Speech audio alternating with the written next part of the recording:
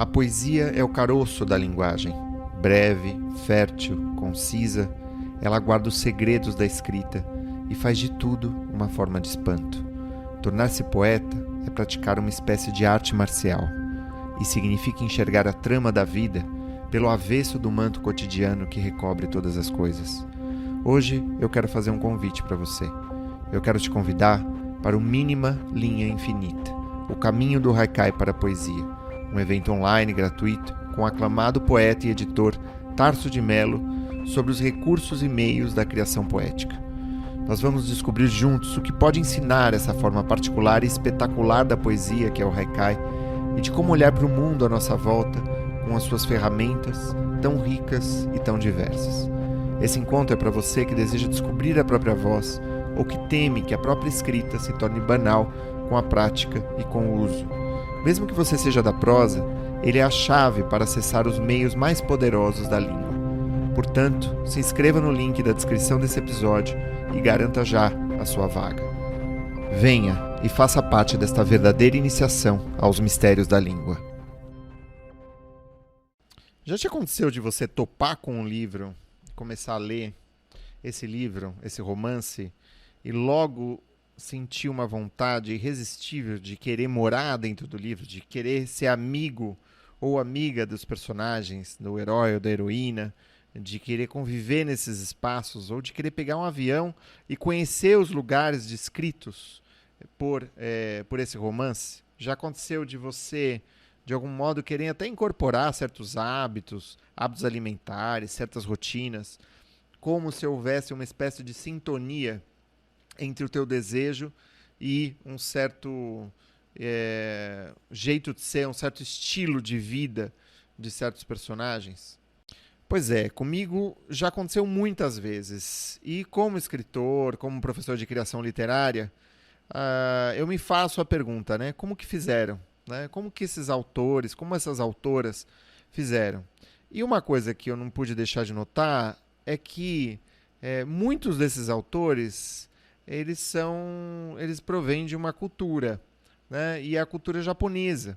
Ou seja, eu estou falando de autores como Satoshi Yagisawa, eu estou falando de autores como Osamu Dazai, como Seisho Matsumoto, como Shusaku Endo, peço desculpas pela pronúncia, que eu não sei falar japonês e não sei pronunciar esses nomes corretamente. Estou falando de um Haruki Murakami, que todo mundo conhece.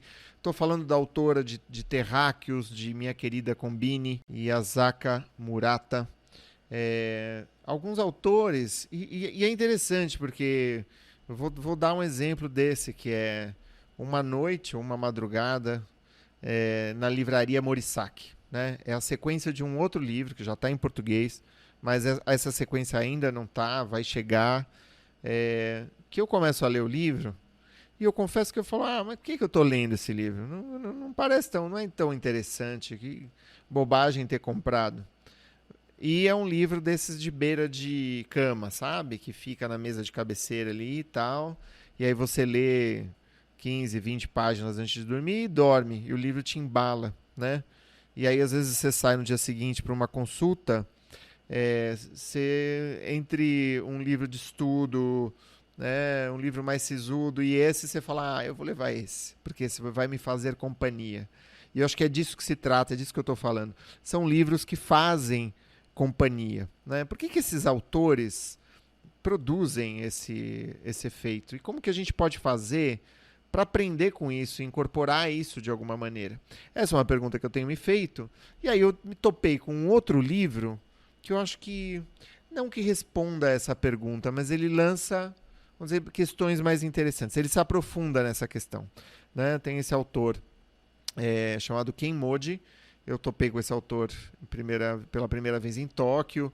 Ele tinha escrito um livro, Ikigai, depois que ficou super famoso esse livro, foi traduzido para português, para vários idiomas e tal. E é um livro muito interessante mesmo, que conta várias histórias. É um livro muito simples também, né? Simples e profundo. Tem algo dessa simplicidade e desse despojamento da sabedoria. Esse livro se chama Nagomi, e é um livro sobre a filosofia do equilíbrio para os japoneses, não é? ou seja, como que, de algum modo, os japoneses buscam com seus hábitos, com sua cultura, uma espécie de paz interior, né? E como que a gente pode fazer para, vamos dizer, desfrutar disso dentro e fora da literatura? Eu, como professor, mais uma vez, de criação literária, muitas vezes eu topo com originais que são desequilibrados, né? Vamos dizer, para fazer construir aqui uma antítese bastante comum, a forma e o conteúdo, né? Existem obras muito boas que são experimentos formais, né? E, por outro lado, existem obras que parece que se escrevem sozinhas. É como se você, né? Como se não tivesse um estilo, como se você não tivesse uma forma, como se a história fosse a forma, né? Na verdade, essas obras elas têm forma e essa forma ela né, pensada, né? Ainda que seja como um projeto. É muito interessante isso, porque esses livros que fazem a gente mergulhar dentro deles, eles têm, vamos dizer, um equilíbrio entre os diversos elementos da prosa. E eu vou falar disso hoje, né, a partir de uma ideia de filosofia japonesa do Nagomi. É isso. Gente, sejam bem-vindos, sejam bem-vindas. Meu nome é Thiago Novaes e você está no Prelo. Fabuladores, confabuladores, digníssimos beletristas, sejam bem-vindas ao Prelo. Prelo de número 98.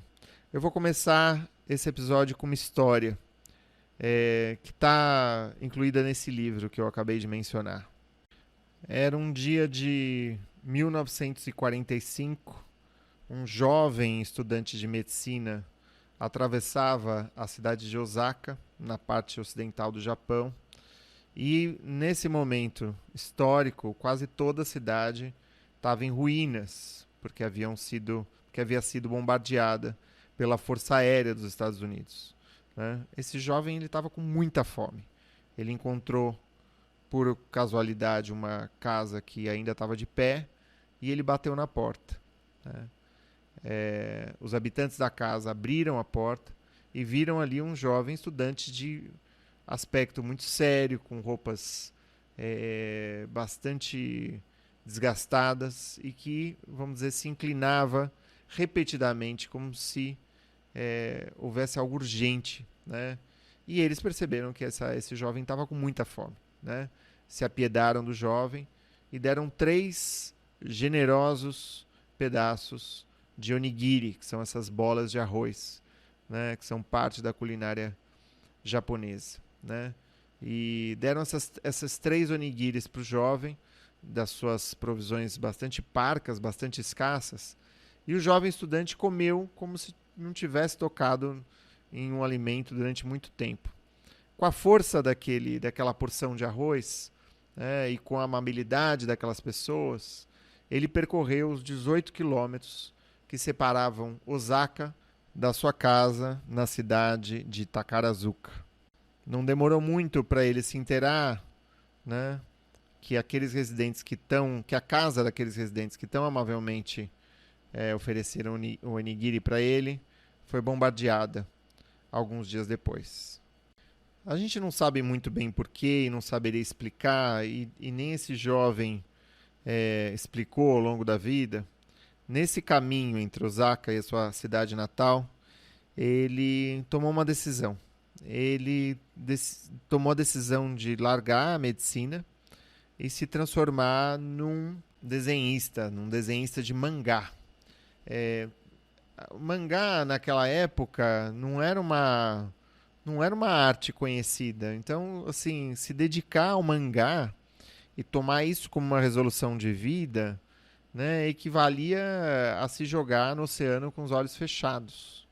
Bom, os anos se passaram, as décadas se passaram, e a gente sabe hoje que se aquele jovem não tivesse tomado aquela decisão bastante arriscada, a história do mangá não teria sido o que foi, né? A gente está falando de um jovem chamado Osamu Tezuka, e que se converteu num prolífico desenhista de mangá, conhecido por várias obras como Astro Boy, Princesa Cavalheiro, né? Blackjack, Phoenix, né?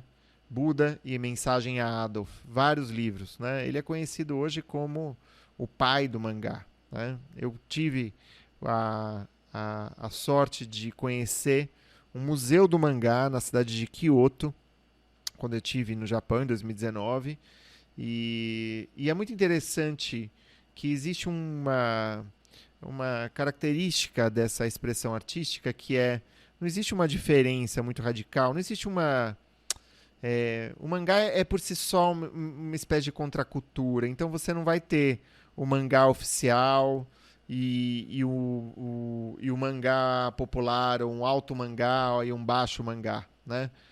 A história do mangá não tem uma referência histórica, como tem o jornalismo, em que você vai ter uma New Yorker, uma Guardian, uma Piauí, uma New York Times, uma Le Monde Diplomatique, como referência daquela expressão artística. No Japão, pelo menos até há pouco tempo atrás, nunca houve uma distinção muito grande entre alta cultura e baixa cultura. Tem algo subversivo, né, corajoso nesse gênero, né?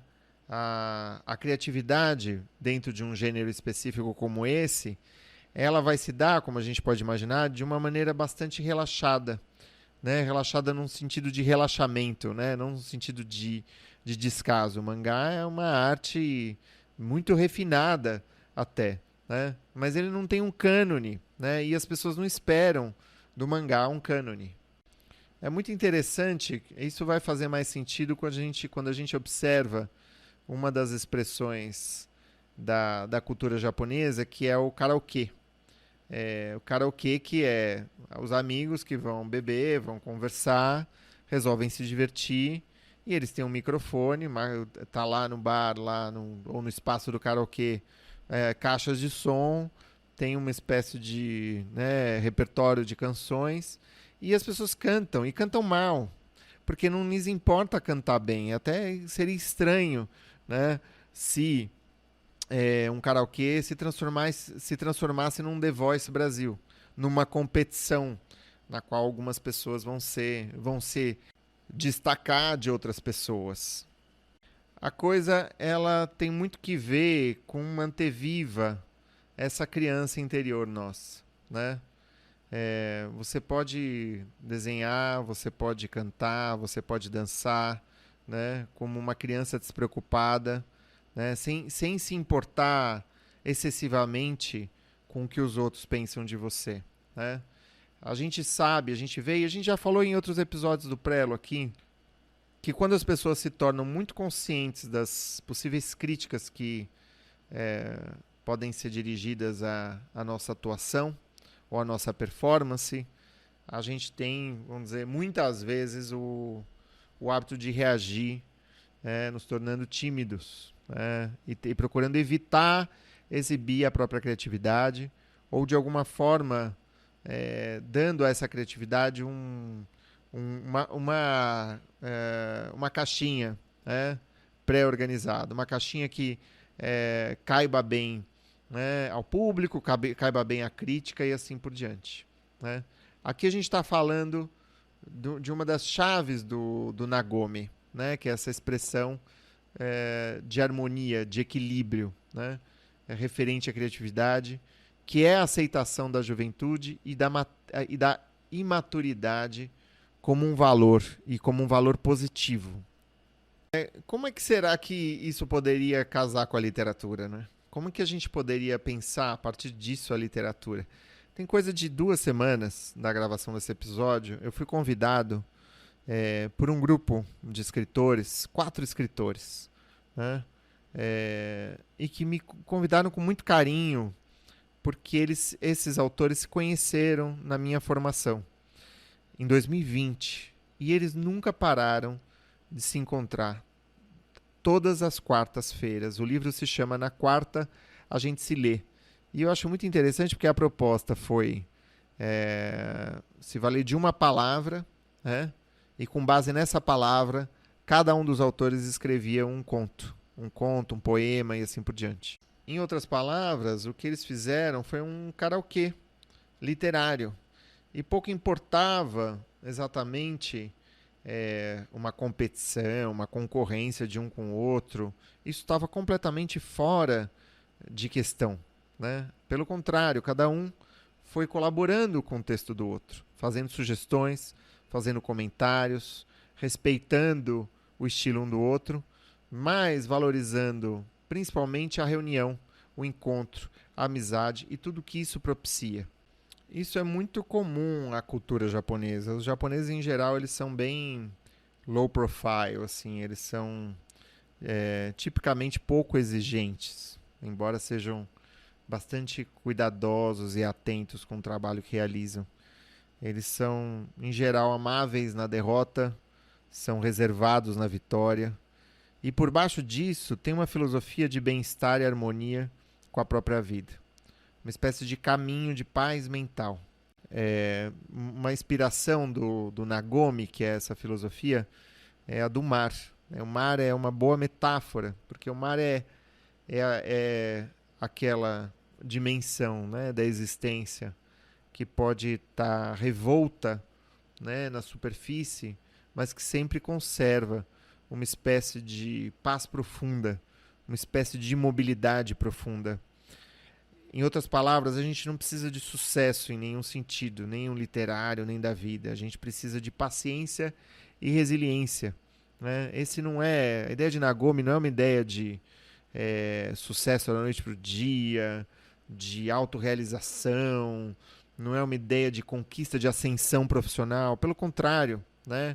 Ela incorpora justamente ideias de perda, ideias de luto, né? Ela incorpora o lugar onde você está, a partir das condições nas quais você se encontra. Eu assisti, sou apaixonado por um filme que eu assisti faz pouco tempo, acho que eu já venho falando desse filme por aí, que se chama Dias Perfeitos, do Wim Wenders.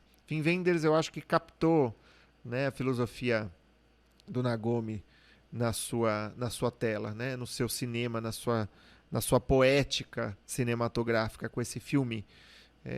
Porque há aí uma ideia de depor as armas em relação à vida, né? Mais uma vez, parte da nossa desgraça, parte do nosso infortúnio é uma ideia de felicidade, às vezes excessiva demais, às vezes elevada demais, às vezes exigente demais, né?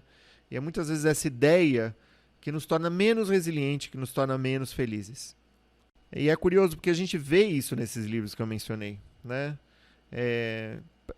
Dá a impressão de que esses autores não se atropelam, sabe? Dá a impressão de que as coisas vão acontecendo uma a uma. É claro que em todos os livros, ou quase todos os livros, né, as coisas acontecem uma a uma, palavra a palavra, frase a frase, né? A não ser que seja um jogo poético, onde você não sabe muito bem onde começar a ler o poema na página, né? E é até curioso que, né, quando eu começo a ler um livro como esse, muito ponderado, muito tranquilo, eu acho o livro, a princípio, tolo, né? Por quê? Porque o livro ele é muito mundano, né? Ele, de algum modo, ele faz uma liga, e isso é muito zen budista, gente, é muito, porque é uma liga entre o tempo e a eternidade, né? Quando a gente vê, né, as gotas da chuva numa vidraça, quando a gente contempla uma praça deserta de uma cidade do interior, né, quando a gente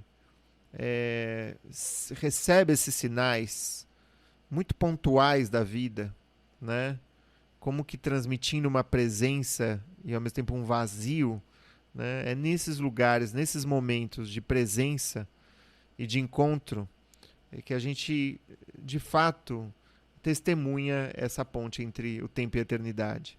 A gente pode encontrar a ideia do Nagomi em vários traços da cultura asiática, e eu acho que é interessante a gente mencionar, porque o Nagomi é quase como um modo de enxergar o mundo, é uma espécie de conclusão sobre como o universo à nossa volta funciona. Então vamos pensar na ideia do corpo e não da comida, né? na filosofia asiática existe uma ideia de equilíbrio na hora de comer, né? Você sempre parte de um elemento neutro e você combina esse elemento com os outros ingredientes, com outros pratos. Qual que é o elemento neutro da culinária japonesa? É o arroz. É sempre o arroz, né? Por isso que o arroz ele é feito sem tempero, sem sal, né? Porque ele vai se combinar com outros elementos, né? Você vai fazer a combinação dentro da sua boca muitas vezes, né?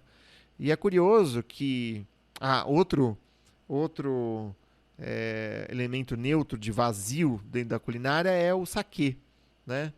E quando você vai num izakaya, que é uns barzinhos japoneses, eles te oferecem umas comidinhas, uns pratos que são tão longe de ser uma porção de amendoim ou uma porção de batata frita. Claro que tem fritura, mas em geral são verduras, são legumes, são peixinhos, são lulinhas e são porções pequenas, né? Para você conseguir degustar de fato essas porções, né? E essas pequenas porções, né, elas conversam, não é, com esse elemento neutro. É possível fazer, são tsumamis, né? Tsumamis são essas porçõezinhas que combinam com o saquê nesses bares chamados izakayas, que eu acho que são fascinantes, assim, tem um fascínio pela simplicidade e pela sofisticação, né, desses acompanhamentos, tanto do arroz, né, com os okazus, quanto com os tsumamis. Às vezes é um edamame, uma sojazinha no azeite, no sal, mas tudo muito delicado, né? Esse equilíbrio de ingredientes pode ser visto, pode ter uma correlação com a nossa postura em relação ao mundo. Ora, esse arroz, esse saquê, poderiam ser equivalentes a um eu, né? Uma ideia de eu, uma ideia de ego, né? Quanto mais vazio, esvaziado, neutro, receptivo tá essa figura, esse elemento, né? Mais ela consegue receber, mais ela consegue acolher e mais ela consegue integrar também. Agora, vamos dizer que a gente foi lá, comeu, né? A gente fez a nossa refeição. A ciência está descobrindo, faz pouquíssimos anos, que o nosso intestino é como que um segundo cérebro, né? Não sei se você já ouviu falar sobre isso, né? Não tem nenhum outro órgão além do cérebro que tem tantas inervações, né? Tem tantas capilaridades neuronais nervosas, desculpa, quanto o intestino. E o pessoal está descobrindo que o intestino regula nosso humor, o intestino regula a nossa saciedade, o intestino regula a nossa recepção às coisas, né? E aí você vai lá ver dentro do intestino, e a gente descobre que ali dentro existem uma variedade de espécies, né, enorme de bactérias, sobretudo bactérias, né, a ponto de a gente se dar conta de que a gente tem muito mais DNA no nosso corpo não humano do que humano, né? Se a gente consegue reunir toda essa variedade, esses milhares de bactérias, eles pesam mais ou menos entre 1,5 kg e 2,5 kg dentro do nosso corpo. E tem vários tipos de bactérias, né? Tem bactérias que são nocivas, né?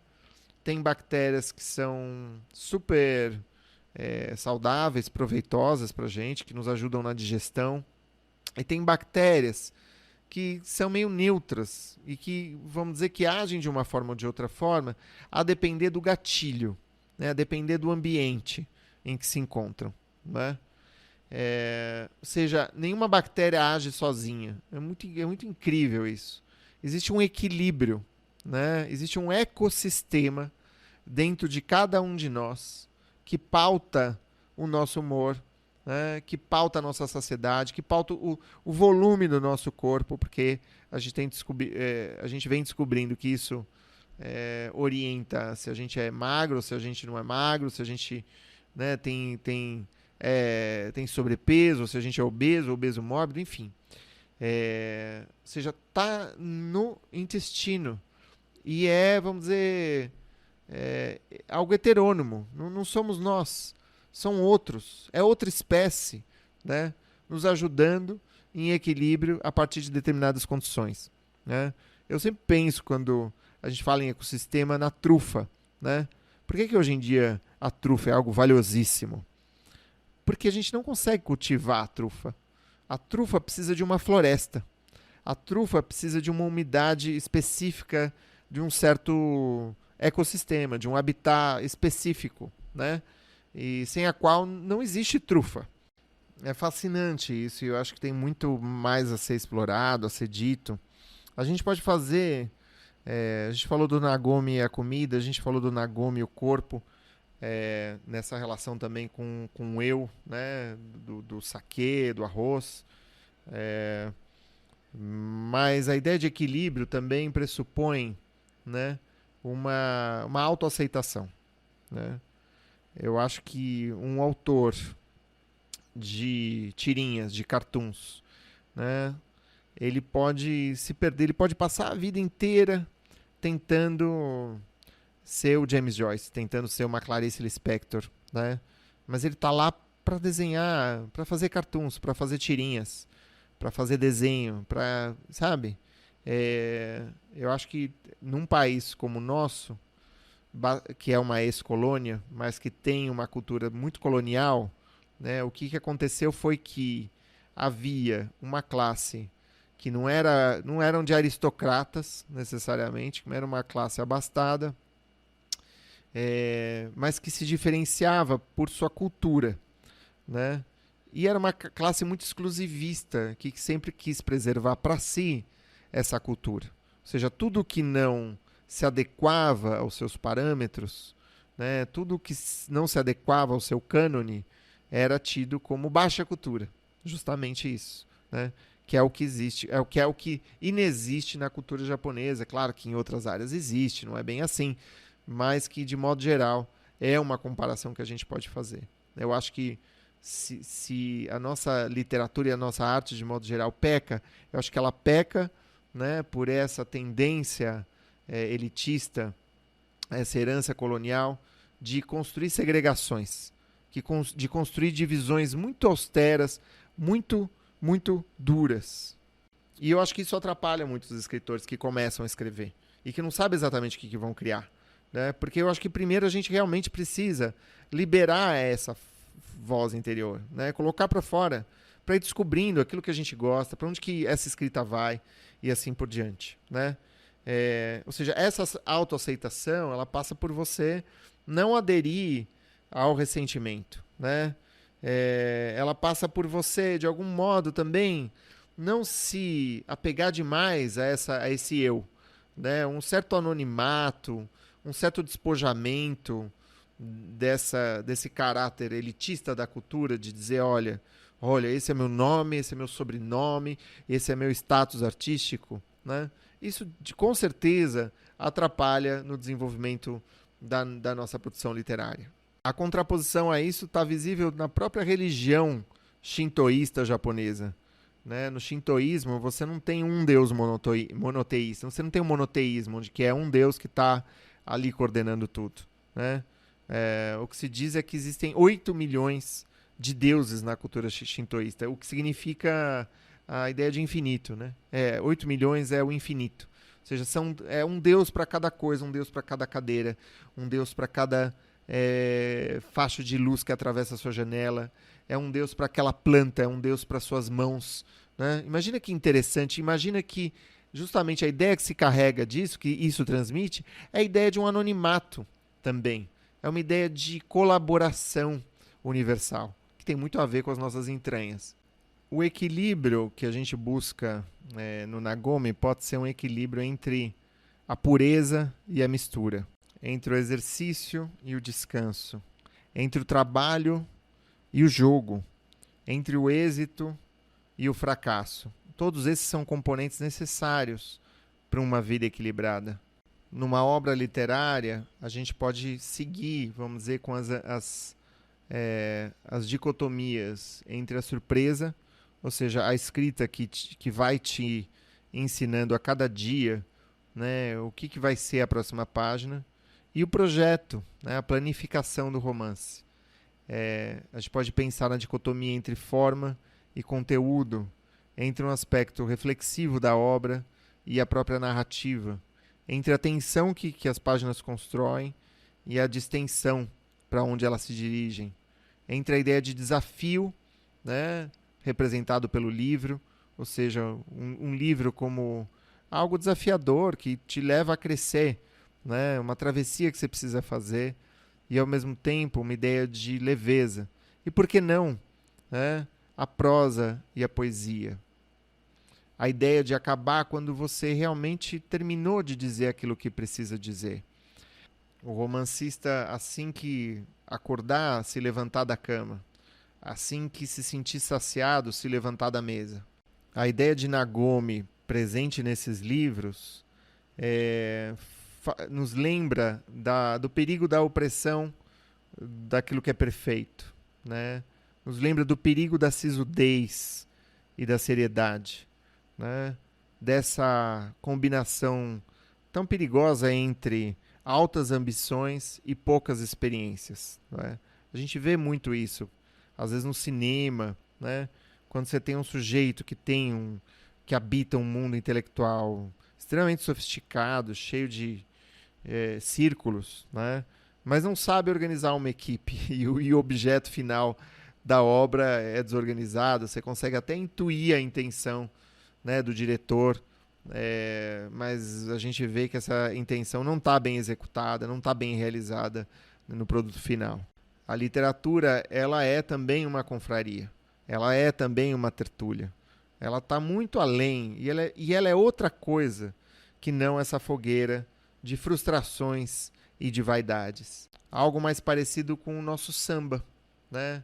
Que é democrático, que é acolhedor, que é receptivo e que dilui as fronteiras entre jovem e velho, entre alta cultura e baixa cultura, entre os poderosos e os impotentes, entre as mulheres e os homens. Essa é a ideia de gênio tão presente no Ocidente, como um sujeito que se destaca, no Oriente forma parte de um grande círculo da vida.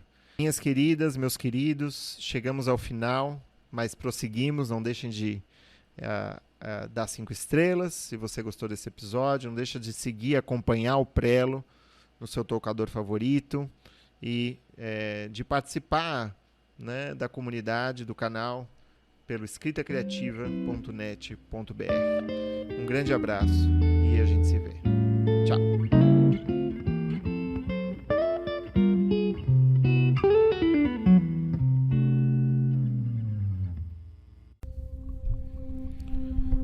A poesia é o caroço da linguagem. Breve, fértil, concisa, ela guarda os segredos da escrita e faz de tudo uma forma de espanto. Tornar-se poeta é praticar uma espécie de arte marcial e significa enxergar a trama da vida pelo avesso do manto cotidiano que recobre todas as coisas. Hoje eu quero fazer um convite para você. Eu quero te convidar para o Mínima Linha Infinita, o caminho do haikai para a poesia, um evento online gratuito com o aclamado poeta e editor Tarso de Melo sobre os recursos e meios da criação poética. Nós vamos descobrir juntos o que pode ensinar essa forma particular e espetacular da poesia que é o haikai e de como olhar para o mundo à nossa volta com as suas ferramentas tão ricas e tão diversas. Esse encontro é para você que deseja descobrir a própria voz ou que teme que a própria escrita se torne banal com a prática e com o uso. Mesmo que você seja da prosa, ele é a chave para acessar os meios mais poderosos da língua. Portanto, se inscreva no link da descrição desse episódio e garanta já a sua vaga. Venha e faça parte desta verdadeira iniciação aos mistérios da língua.